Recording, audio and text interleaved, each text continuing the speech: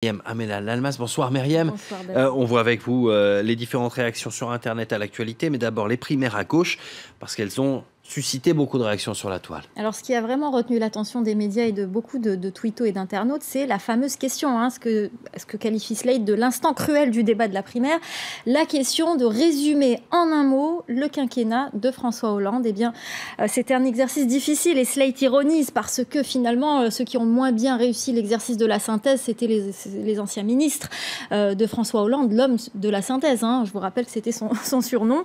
Alors, le moins bon dans cet exercice, c'est Arnaud Montebourg, avec 3 phrases pour résumer en un mot donc le quinquennat de François Hollande. C'était un bilan difficile à défendre, mais qui contient des avancées. C'est un bilan difficile à défendre, mais qui contient des avancées, la COP21, le mariage pour tous, etc. Deuxième position, Benoît Hamon, avec 2 phrases. Mon sentiment le plus profond, c'est un sentiment d'inachevé, etc. Ensuite vient Sylvia Pinel, un bilan qu'il convient de porter parce que beaucoup de réformes pour redresser le pays ont été entreprises. Juste après, Manuel Valls, qui a déclaré fier d'avoir servi les Français dans une période très difficile, notamment face au terrorisme. Et finalement, je vous le disais, c'était ceux qui n'ont pas exercé de fonction de ministre qui ont été les plus synthétiques, si je puis dire.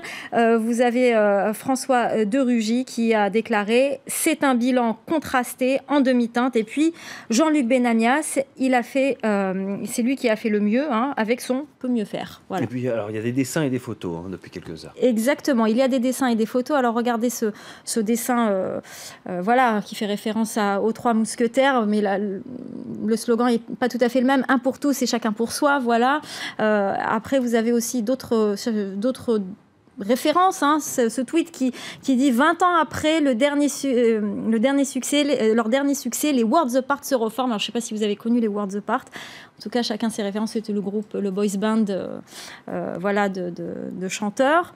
Et donc, ensuite, vous avez aussi cette photo qui rappelle que le grand absent de cette primaire, finalement, c'était François Hollande. Pendant ce temps, François Hollande avec ce chien qui jardine, qui vendange, exactement.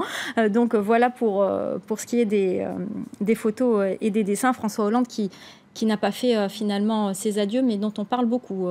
En revanche, il y a les adieux d'un président qui sont très commentés sur Internet, c'est ceux de Barack Obama. Exactement, c'est ceux de Barack Obama, mais on rappelle quand même ceux de François Hollande. Regardez ce dessin. Barack Obama, donc, qui fait ses adieux. 2 présidents vont entrer dans l'histoire. Je vais essayer de ne pas trop vous faire de l'ombre, dit François Hollande, qui est beaucoup plus petit et qui est dans un coin. Voilà, le dessin en dit long. Vous avez en revanche ce dessin du hic, parce que les dessinateurs algériens sont toujours fascinés par les départs de présidents. Regardez, Obama fait son discours d'adieu et vous avez le président Bouteflika qui dit « C'est quoi discours d'adieu ?»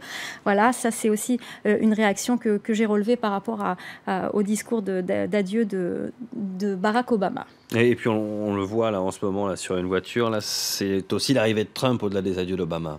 Exactement, Donald Trump qui va faire la une du New Yorker, le New Yorker qui a dévoilé donc sa une à une semaine de l'investiture, cette une qui paraîtra le 23 janvier, c'est marqué au-dessus. Eh bien cette une qui fait beaucoup le buzz, le Huffington Post a décidé de décrypter un petit peu ce dessin. On voit Donald Trump dans une voiture manège, vous savez ces petits manèges qu'on trouve dans les supermarchés où on met des petites pièces. Voilà, il conduit, dit le Huffington Post, l'Amérique. Alors le Huffington Post a interrogé le dessinateur qui explique que l'idée lui est venue comme ça, qu'il a été inspiré comme ça, mais que ça lui rappelle au final ces enfants qui prennent la voiture de leurs parents, qui démarrent je ne sais comment et qui font une folle virée avant d'être arrêtés par la police. C'est ça qui l'a inspiré.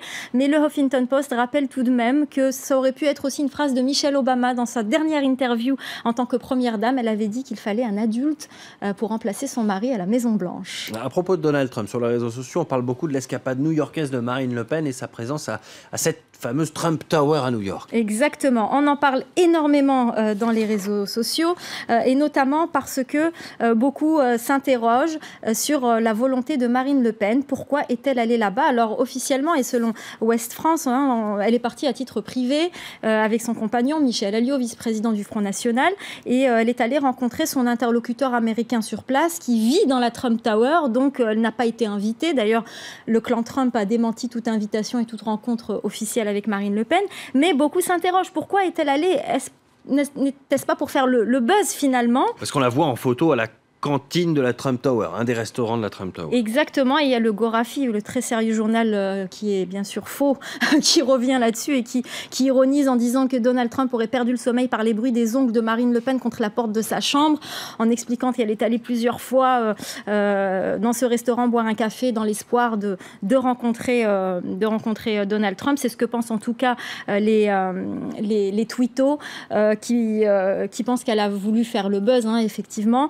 Et regardez ce tweet. La légende raconte que Thomas Pasquier aurait croisé Marine Le Pen dans l'espace suite au vent violent qu'elle a reçu de Donald Trump. Merci beaucoup, Myriam.